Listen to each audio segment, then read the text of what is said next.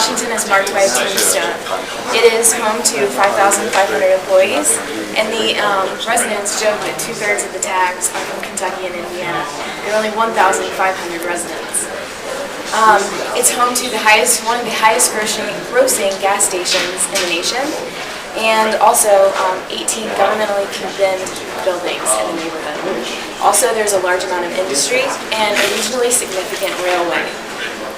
Our goal is to rejuvenate, accentuate, maintain industry, increase traffic flow throughout Camp Washington, and attract new residents to the area. We have kind of focused on 3 phases. Phase 1 is Hopple Street, and it would go through Hopple Street all the way through Camp Washington, which actually isn't that far.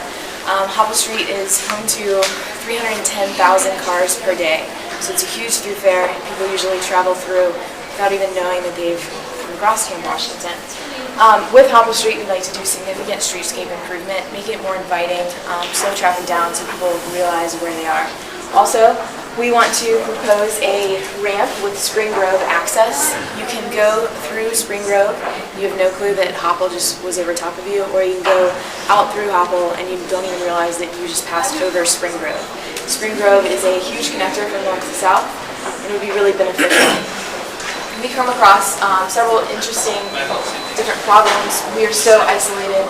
You have 3 main rail lines. They're about to add a 4th, and 65 spurs on the west. You have 75 on the east, 74 on the north, and the Western Hills Viaduct on the south. So you're very isolated, and you need to work on that connectivity. So we felt that focusing on this area and adding the ramp, which is detailed here, would really add a lot to the area. Our second phase is Spring Grove. We'd like to turn Spring Grove into a boulevard with a section view here. Right now, it's like a huge concrete strip that you just want to fly down. So we want to slow people down and really create a pleasing environment. Phase 3 focuses on Colerain and the Workhouse Monmouth area. The city is adding a bridge right here, which is right now private, but they're opening this up and deleting one below it. And so this will be a huge gateway into our area. And then we also want to focus on the business district, which is right now right there, and really add streetscape, improve the area, attract new businesses, and add a lot. Our area is affected by a lot. It's affected by the 75 proposed plan. They will be raising the Hopple, and they'll have that huge bridge that they're proposing. And it's also affected by dying and also booming industry. Some of the industry is dying because you have to truck your materials up to Springdale. So you can't really take advantage of the railway. The CSX has closed down all the spurs, where you can no longer load right onto the railway. And then also booming industries, we have Cal Soaps, which is down here. It's their world headquarters, and they want to expand. So we have both good and bad. Yeah, those are the precursors too. All right. As far as the framework plan goes, we were really talking about the connections to the other neighborhoods that she was talking about, with first the Hopple Street interchanges and the Spring Grove. What really she was saying was the Spring Grove thoroughfare here. We're trying to turn into more than just slowing people down. We really want gateways that bring people into the neighborhood. Try to show people that this is the neighborhood and don't pass it on. So that's what a lot of our focus is. That's one of the main focuses that Camp Washington needs, is recognition that it exists from multiple areas. As far as what I started focusing on, what she said was phase 3. There's this area right here at the Monmouth Bridge, the new Monmouth Bridge, which is supposedly a new vehicular and pedestrian access to Camp Washington and its northeastern edge. It's supposed to relieve traffic that Bates,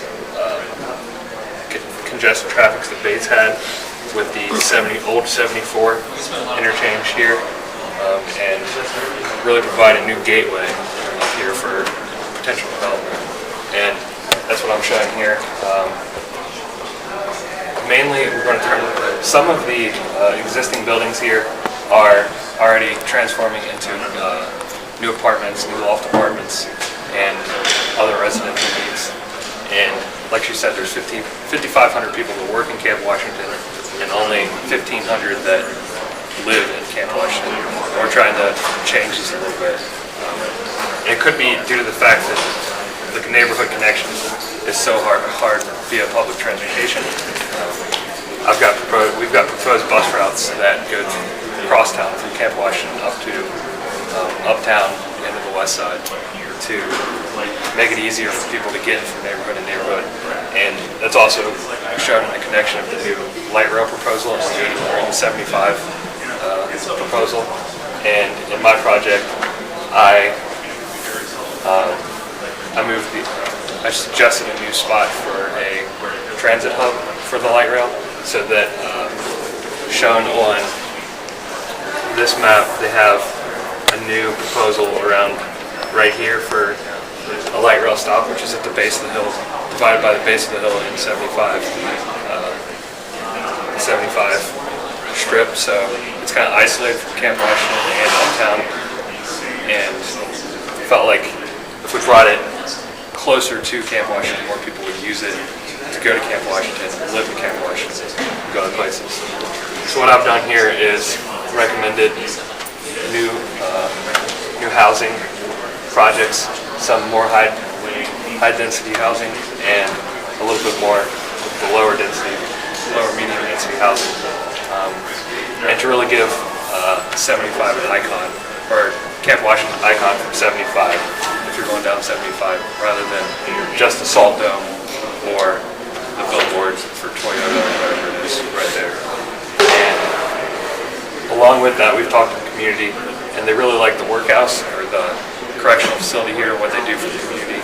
They really go out in the community, clean the community, help the community members a lot. We were there, we took pictures, we actually saw them out in progress cleaning everything thoroughly, which is nice. And they've expressed interest in other things like that, like the jail, but the proposal failed.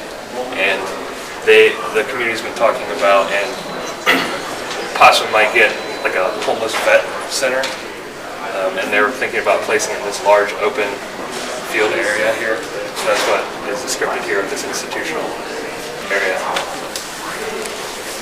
So this blue line here would be the bus line, and the light rail would be here. So it'd be kind of transit-oriented development a little bit to get people into this area and move them back and forth between communities and neighborhoods. So that kind of leads into Chris over here. Yes.